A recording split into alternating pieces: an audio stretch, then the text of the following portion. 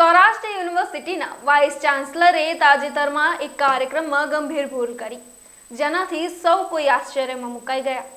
સરદાર પટેલની જન્મ જયંતિ નિમિત્તે આયોજિત આ કાર્યક્રમમાં કુલપતિએ પોતાના સંબોધનમાં 11મી સપ્ટેમ્બરને સ્વામી વિવેકાનંદનો જન્મદિવસ અને યુવા દિન ગણાવ્યો હતો. આ વાત સાંભળીને સ્ટેજ પર હાજર કેન્દ્રીય મંત્રી મનસુખ માંડવિયા સહિતના અનુભવો આશ્ચર્યચકિત થઈ ગયા હતા. હકીકતમાં સ્વામી વિવેકાનંદનો જન્મદિવસ 12મી જાન્યુઆરીના રોજ આવે છે, જેને રાષ્ટ્રીય યુવા દિવસ તરીકે પણ ઓળખવામાં આવે છે. જ્યારે 11મી સપ્ટેમ્બરનો દિવસ શિકાગોમાં સ્વામીજીએ આપેલા ઐતિહાસિક ભાષણ સાથે સંબંધિત છે. યુવાનોને પ્રેરણા આપવાના કાર્યક્રમમાં જ ઉચ્ચ શિક્ષણ સંસ્થાના વડા દ્વારા આવી ભૂલ કરવાથી સૌ કોઈ મૂંઝવણમાં મુકાઈ ગયા હતા. આનું કાર્ય આપણે કરવાના છીએ.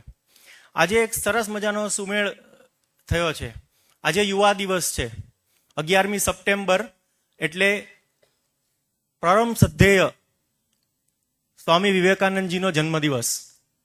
અને આજે આપણે આ સરદાર પટેલ ચેરનું જે આયોજન કર્યું છે એની પહેલી આટલા મોટા પ્રમાણમાં જે આપણે કામ કરીએ છીએ એની શરૂઆત એ આપણે સ્વામી વિવેકાનંદ જયંતિ નિમિત્તે આપણે કરી રહ્યા છીએ. એટલે 12 જાન્યુઆરી